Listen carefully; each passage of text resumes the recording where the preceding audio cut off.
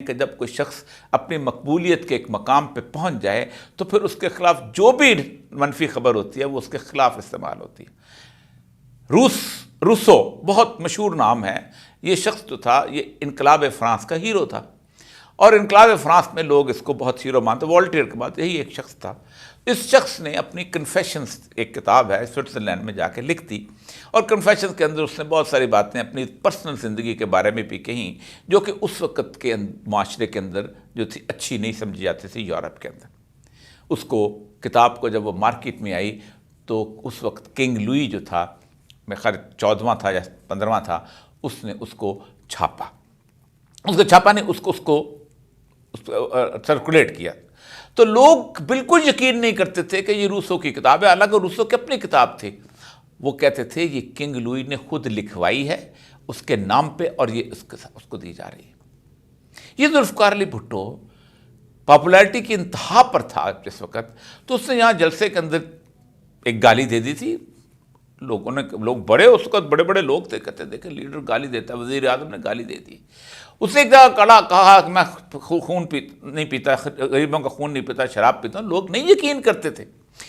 मसला सारा ये होता है कि आप इस वक्त एक ऐसी जगह पर चोट लगाने की कोशिश कर रहे हो जहाँ ईंटें और रेत और गंदगी आपके मुंह पे आ रही है। मैंने तफसील से बता दिया है कि 5 बुनियादी एलिमेंट्स होते हैं आप किसी जगह पे धांधली करने के। पांचों के मामलात के अंदर आप बिल्कुल जिसे कहते हैं कि बेबस हो चुके हुए हो।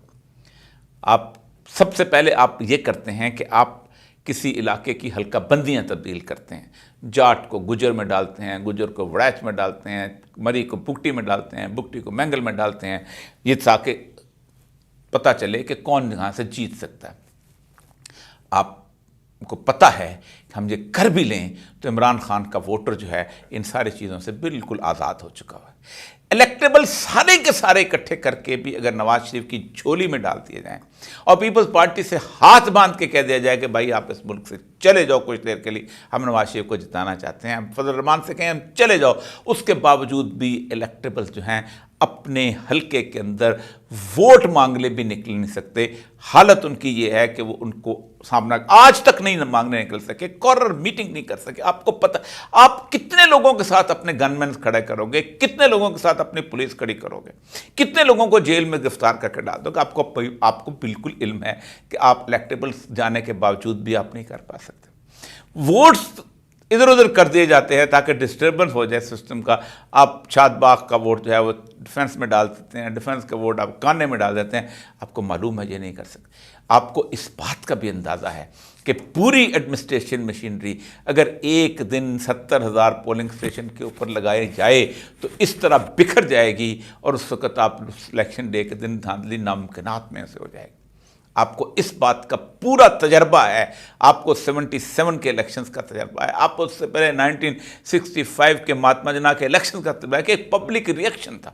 मैं आज भी कहता हूं कि 65 के अंदर फातिमा जिन्ना को हराने ने मशरकी पाकिस्तान की अलहदगी का बीज बो दिया था और लोग समझते थे कि अगर मगरबी पाकिस्तान जो है मुकम्मल तौर पर अमीर मोहम्मद खान की मूछ के तहत आके सारे के सारे वोट, दिल जो थे फातिमा जिन्ना के साथ धड़कते थे लेकिन वोट जो हैं उन्होंने अयूब खान को दिए थे, तो इसका मतलब यह है कि हमारे रास्ते बिल्कुल अलग हो सके। ये वो नाकामी नविश्ते दीवार है जो इस किस्म की हरकतें हमसे करवा रही है।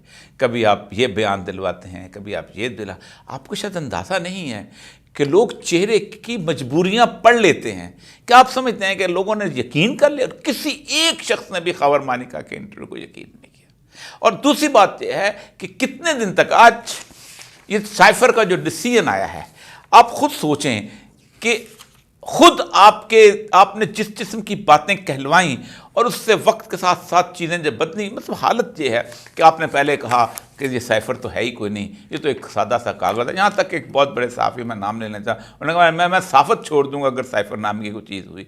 फिर उसके बाद साइफर जो था वो इंटरसेप्ट से बाहर से छप गया, उसके कॉन्टेंट्स छप गए। उस कॉन्टेंट्स में किस बड़ी शख्सियत को गाली नहीं दी गई हुई थी और वो गाली बदनामी, आप बजाय इसके कि आप उसकी बदनामी को छुपाते, आपने एक और रास्ता तलाश करने की कोशिश। आज हाई कोर्ट ने आपको पलट के रख दिया। उसकी एक वजह क्या है? ऐसा क्यों हो रहा है? हाई कोर्ट में, सुप्रीम कोर्ट में आपको बार बार इस किस्म की बदनामी क्यों फेस करनी पड़ रही है? उसकी वजह यह है कि आपने इस चीज़ का कभी तजर्बा ही नहीं किया था। आपको पता ही नहीं था कि कानून जो है वो इस वक्त जब उसको ख़राब किया जाता है, कानूनी रास्ते को ख़राब किया जाता है, तो फिर वो एक मजाक बन जाता है। हर बंदा उसका मजाक उड़ाने की कोशिश करता है। फिर वो कहता है ये कर क्या रहे हैं? आपने सोचा था कि हम अदालत के जजों के ऊपर प्रेशर डाल के जिस तरह का चाहे, जैसा चाहे फैसला हम करवा सकते हैं। मैं आपको एक बात बताऊं कि जब भी ये फैसले इस किस्म के आए हैं, खा वो ज़ियाउल हक़ के ज़माने में आए हैं, खा उसके पहले अयूब खान के ज़माने में आए हैं, खा इन फैसलों की एक एक लम्हे के लिए भी पजीराई नहीं हुई। आपने एक हैदराबाद ट्रिब्यूनल केस चलाया था, आपने जेल के अंदर जेल चलाया, वो 2 सूबों तक महदूद था और बहुत मुख्तसर सा था। उसके मुकाबले में आप जैसे लोग, पॉपुलर लोगों को, उसमें इलेक्टेड लोगों को आपने दोनों जगह गवर्नमेंट बनवा दी थी। बलूचिस्तान में भी बनवा दी थी, जहाँ अगर आपने खैर बख्श मरी को पे ट्रायल चला लेते तो आपको उसके मुकाबले में अकबर बुगटी गवर्नर के तौर पे मिल गया था। आज आप भानुमती का कुंभा जोड़ा, आप समझते हैं कि आप इस तरह से चीज़ें चला लेंगे।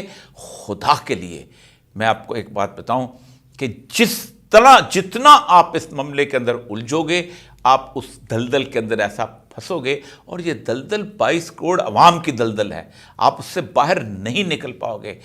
बेहतर यही है, इस पाकिस्तान के मुस्तकबिल के लिए बेहतर यही है कि खुदा के लिए ये जो आपने इस वक्त हीरो बना के रखे, आप आज, मैं आपको आज भी कहता हूँ, आप अपने इतने जितने भी इलेक्टेबल्स हैं, इनके कहीं अनारकली बाज़ार के अंदर जितने भी आपने इन लोगों को ये जो जलसों के अंदर तकरीरें करते हैं और आपकी फुल सिक्योरिटी के अंदर जाते हैं, इलेक्शन सिक्योरिटी के सायतले नहीं लड़े जाते। आज तक कोई इलेक्शन सिक्योरिटी के सायतले लड़ गया? गली गली डोर डोर जाके आपको कंपेनें करती, इन्हें क्या निकल के दिखाएं लोगों के साथ। आपको भी पता है ये नहीं निकल सकते, आपको भी पता है। आप सिर्फ ये समझते हो कि एक पार्टी को हम ख़त्म करके हम उसको हम एक लेवल प्लेइंग फील्ड का नाम के नारे के ऊपर हम शायद मामला कर लेंगे। ऐसा हुआ नहीं करता। इमरान खान अगर जेल में है और तब इलेक्शंस होते हैं तब भी ख़तरनाक हैं, बाहर हैं इलेक्शंस होते हैं तब भी ख़तरनाक हैं।